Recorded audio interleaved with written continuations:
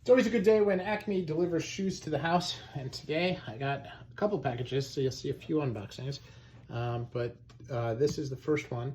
This is a pair of suede split toes on the N83 last, and I'm super excited about these. This is going to be a casual version of the hatched grain split toes that I have. Now, what's different about these is that this is part of their summer split toe line, which is unlined and actually uses a cemented sole.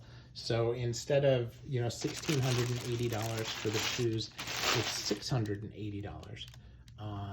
And how exciting is that? So I did pay $50 extra for toe plates on these, and they come without trees, probably because they're cemented.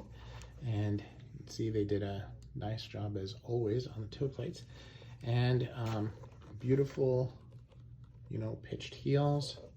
Do a really nice job. The heels are very, very thick, so certainly not the very, very thin carved out heels that you get on the other pairs, but if you look on the inside, it's got the typical structure around an unlined shoe you would expect, and very flexible, just like they did in their art. So real excited about these. If we look at, it's a different type of apron, right? So this is like a French apron, and it's a reverse toe, so not a not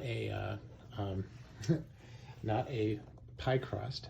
So it is very, very different from that perspective. And stitch density is what you would expect from Acme. All of that is good. So first impressions, the last is obviously the last.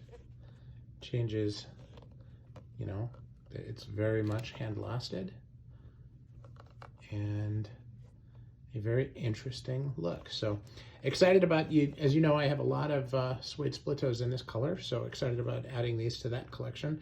And it is my first pair of cemented higher end shoes. Really cemented with a purpose, because they're light and should be comfy.